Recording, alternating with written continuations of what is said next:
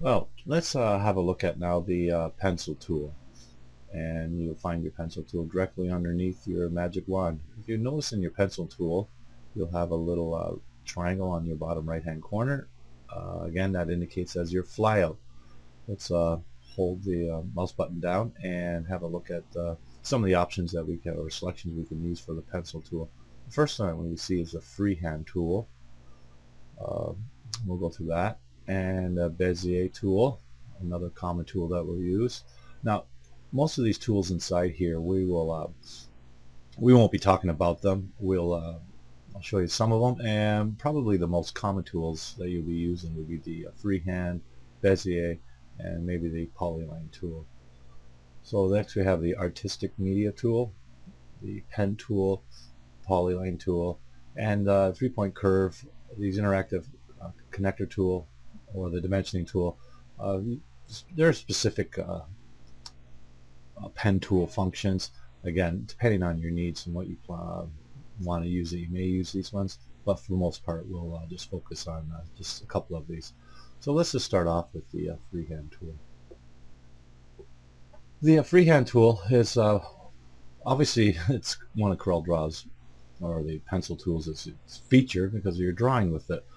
It takes a little while to get used to using these pencil tools and pen outline tools.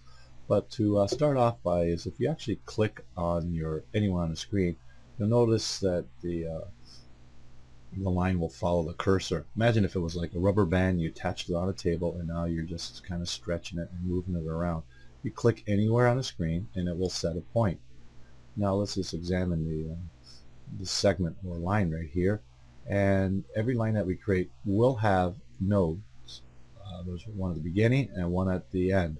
That's your first node, and you can see the box is actually a little bigger, and then this is your next node. These nodes are very important because this is where, if we use our shape edit tool as we discussed earlier, we can click and drag those nodes anywhere. And basically this is between these nodes is where all the calculations will take place. If you go in, I just clicked on a line, and this time I'll go to the property bar, convert to curves, and this is where we can actually move our line around later on if we wish to model.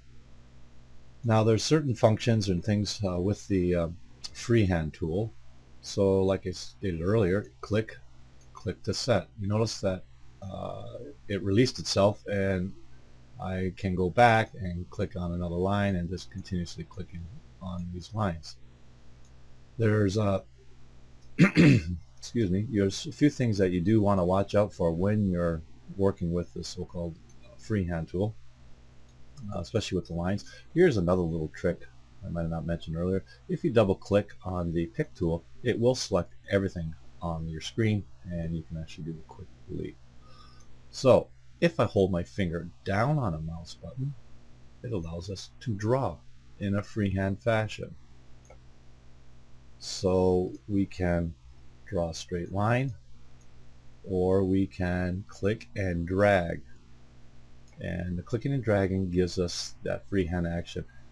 For drawing a straight line, clicking and dragging your straight line, I would not recommend that. It's a little difficult to do that. There is another tool function for that to allow us to do a freehand but yet become straight. So if you really want to keep constrain your line to be very straight, just click, hold the control key down, and now drag. You notice that the line will become very straight. If I move the cursor up, it's literally snapping to the number of degrees. If you look on the bottom in our status bar, you'll see the snap ratio. By default, I think it's about 10 degrees or 15 degrees, and we'll find out. So I'll move it up and down, and you can see it just snapping all across. And now you can actually control your angle, how far you want to let this thing snap across, and it becomes very easy to work with. When you are working with the pencil tool, we do have to worry about what's called an open path and closed path.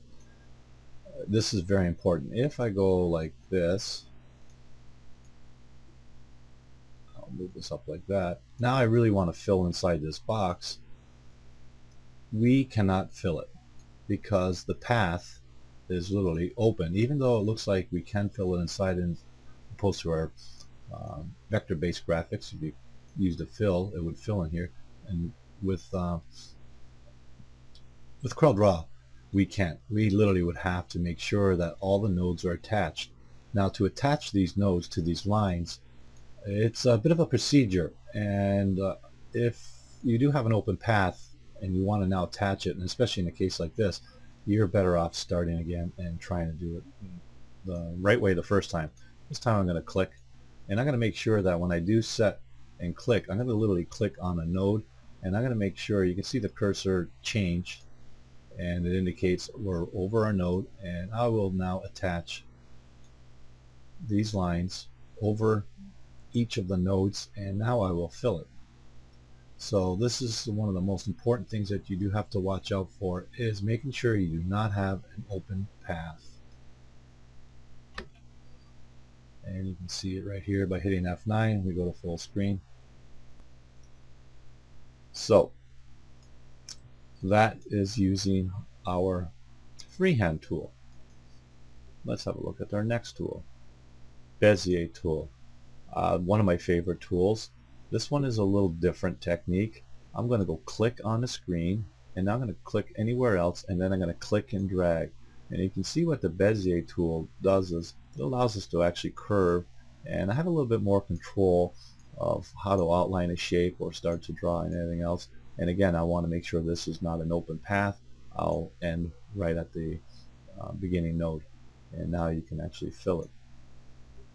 So again, the Bezier tool, it doesn't allow us to go freehand. You notice I clicked and dragged there, and this is what it looks like. I get a lot of students that tend to do that first, and you really don't have to do that. What you want to do is just click, find the next spot where you want to go, click and drag in the direction you want to go. And you can see the cursor, I want to go actually down, so I'll drag down, and then you can have a lot of control. It is a little difficult at first to get used to this, but in time you will master using the Bezier tool. And again, you can, once you've created your shape, you can automatically go in and model however you wish. The artistic media tool is kind of a neat little tool. It provides, if you look in the property menus bar, and you can experiment and see the different effects. It's like using a calligraphy pen, and we have full control over this.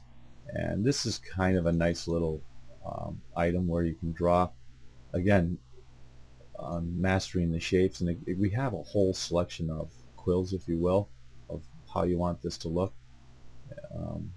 And you can fill this and create all different types of shapes using your different pens. Here's your brush. Now, depending on what you're planning on doing, so this is like a painting process, or what you're working on, you have full control over this. Kind of a fun tool. I don't really use this a lot for the drawing, but you may find a need for it, and you'll find it in the artistic media tool. So let's have another look. The pen outline tool, or the pen tool, is similar to the Bezier tool, but it continuously goes along, and it has basically the same function. And if you look at right now, most of the tools, if you activate it, again, always look down at the bottom of the status bar, and it will actually tell you what the functions are performed. But now I'm going to look at the top status bar, and you can see I can say, oh, I want to put an arrowhead to the front, I want to change my line, and I'll put another arrowhead to the back. And let's just see, let's just give this thing a big outline. So we can actually change our lines through in the property bar however you want. So that's sometimes that's a useful little function. And again, you'll notice that when I go to the Freehand tool, this property right up here is activated. What you want to do all the time is, when you are working with any tools, always look at the property bars, and you can actually see the functions that are active, and the gray area would be inactive. Okay. You can even notice when I do the pencil tool, I'll just do some freehand tool like this. And right over here in the property bar, this is our mirror. You notice I can flip this around rather quickly. So that's your mirror function. Let's remove that. The polyline tool is like our freehand tool when we hold the control key down. The difference is it will track wherever you place the mouse. Again, if I do hold the control key down, it will constrain it and allows me to, it will snap to the number of degrees, whatever you preset this at. And if you know if you're doing straight lines or sort of an architectural, then you may consider using the polyline tool. So I think I went through most of these tools. The three-point curve, again, is probably more of a drafting function, but like I said, depending on the tools you wish to perform and use, you may consider some of these tools. I can't stress enough that CorelDRAW is a very powerful program, and there's a lot of functions and tools in here. And like I said, some of the tools I've never used before, and depending on what you're working and what you're doing. All right, then. I think that's enough about our freehand tool, and the next thing we're going to be looking at is our smart drawing tool.